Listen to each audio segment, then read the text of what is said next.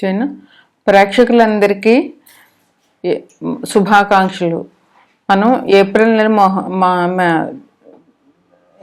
నెల మాస ఫలితాలు చెప్పుకుంటాము. ఇప్పుడు శుక్లాం భరధరం విష్ణుం శశివర్ణం చతుర్భుజం ప్రసన్నవదనం ధ్యాయేత్ సర్వవిఘ్నోపశాంతయే అగజా ఆనన పద్మార్కం గజానన మహర్నిశం అనేకదంతం భక్తానాం ఏకదంతముపాస్మహే ఏకదంతముపాస్మహే. ఓం శ్రీ మాత్రే నమః. ఓం శ్రీ గురుభ్యో నమః. మనం ఏప్రిల్ నెల మాస ఫలితాలు చెప్పుకుంటున్నాము.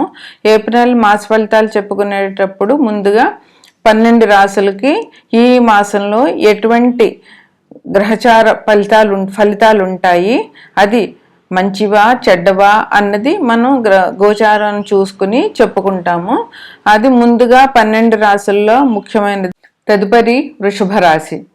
వృషభ రాశిలో కృత్తిక 2, 3, 4 పాదాలు, రోహిణి 4 పాదాలు, మృగశిర 1, 2 పాదాలు ఉంటాయి. వృషభ రాశికి అధిపతి శుక్రుడు.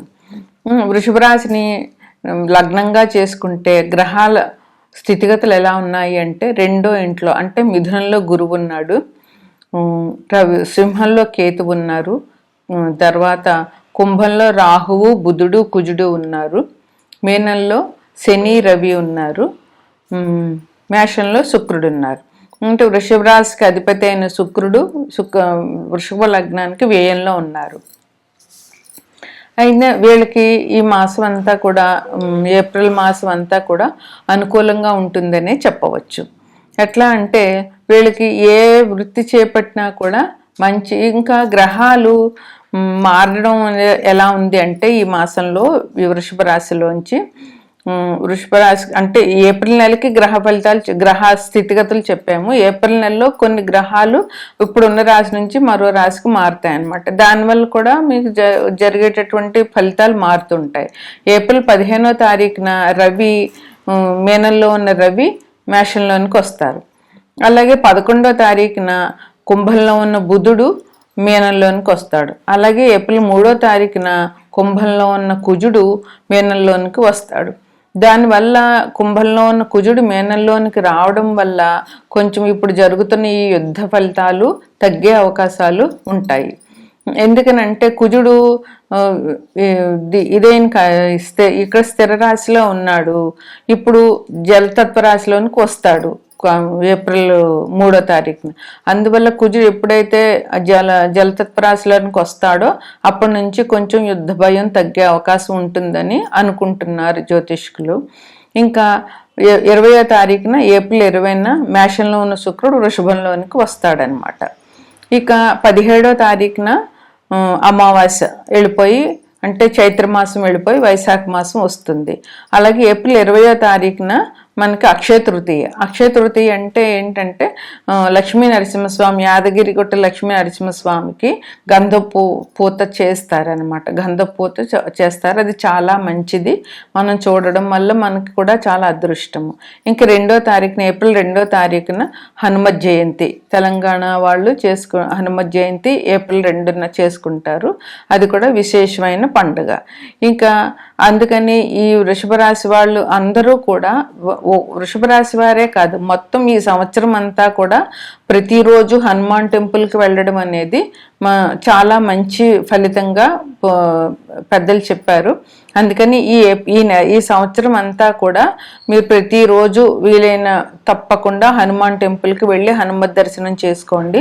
ఒకవేళ రోజు కుదరకపోతే కనీసం మంగళవారం శనివారం అయినా వెళ్ళండి. ఎల్లుండి హనుమత్ జయంతి కనుక తప్పకుండా హనుమత్ దర్శనం చేసుకోండి. ఇక మీకు ఎలా ఉంటుంది, మాస ఫలితాలు ఎలా ఉంటాయంటే, ఈ మాసంలో మీకు అనుకూలంగానే ఉంది, ఎటువంటి ఇబ్బందులు లేవు.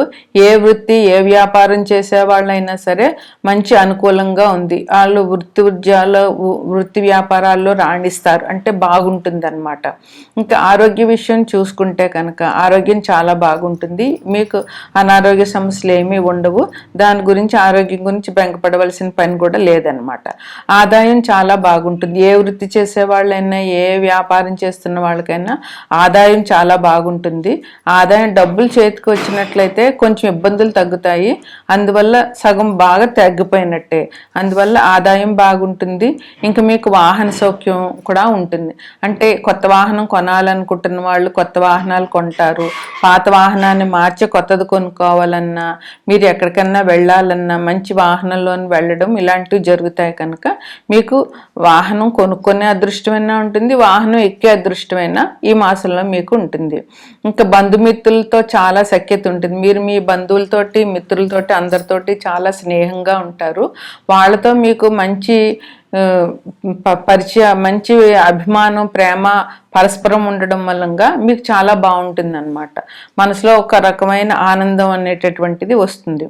ఇంకా సంతాన సౌఖ్యం కూడా చాలా బాగుంటుంది. మీ పిల్లలు మీకు చాలా కోఆపరేటివ్గా ఉంటారు. మీరు చెప్పిన మాట వినడము, వాళ్ళు బాగా చదువుకోవడము, మీ మాట జవదాటకుండా ఉండి మీరు చెప్పిన సలహాలు పాటించడం వల్ల వాళ్ళు అభివృద్ధిలోకి వస్తారు. అది మీకు ఆనందాన్ని కూడా ఇస్తుంది అనమాట. ఇంకా శత్రువులపై విజయం. మీకు ఇదివరకు శత్రువులు ఎవరున్నారో వాళ్ళతో కూడా మీకు ఇబ్బందులు ఏమి ఉండవు. వాళ్ళతో మీ మాటే పై మాటగా ఉంటుంది. వాళ్ళు కూడా మిమ్మల్ని అర్థం చేసుకోవడము, మీ మాటలు వినడము చేస్తారనమాట. ఇంకా కుటుంబంలో ఎటువంటి ఇబ్బందులు ఉండవు. కుటుంబ సౌఖ్యంగా ఉంటుంది. కుటుంబంలో అందరూ ఒకరికొకరు ఆత్మీయంగా ఉంటారు. అందుకని ఎవరికి గొడవలు లేకుండా ఉంటారు. కనుక మీరు చాలా చక్కగా కుటుంబం బాగుంటే, ఇంట్లో బాగుంటే బయట కూడా బాగానే ఉంటుంది. ఇంట్లో బాగాలేకపోతే దీన్నే మనం బయటకు కూడా తీసుకెళ్ళి బయట వాళ్ళ మీద కూడా విసుగులు చూపించడం జరుగుతుంది. అందువల్ల కుటుంబ సౌఖ్యం బాగానే ఉంటుంది. ఇంకా కొత్త పరిచయాలు జరుగుతాయి మీకు.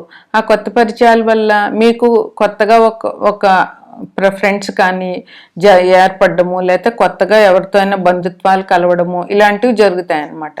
దానివల్ల మీకు మంచి జరుగుతుంది, వాళ్ళకి మంచి జరుగుతుంది. ఇంకా ధనం వృద్ధి ఎలాగూ ఉంది. ఏ రకంగా మీరు ధనం రావాలనుకుంటున్నారో అన్ని రంగాల్లోంచి మీకు ధనం బాగానే వస్తుంది. సుఖ సౌఖ్యాలు ఉంటాయి. విద్యార్థులకి పరీక్షల్లో ఇబ్బందులే ఉండవు. తప్పకుండా వాళ్ళు ఈసారి పరీక్ష పాస్ అయ్యే అదృష్టం ఉన్నది. అయితే చదివి శ్రద్ధగా రాయాలి, లేదంటే ఎవరు పాస్ అవ్వలేరు. అందుకని చదువు అయితే కష్టపడడం అయితే తప్పకుండా ఉంటుంది. కష్టపడితేనే ఫలితం దక్కుతుంది అనమాట. ఇంకా పోటీ పరీక్షలకు ఎవరైతే వెళ్తున్నారో వాళ్ళకి పోటీ పరీక్షల్లో జయం ఉంటుంది. మీరు బాగా చదివి పోటీ పరీక్షలకు అటెండ్ అయితే విజయం తథ్యం.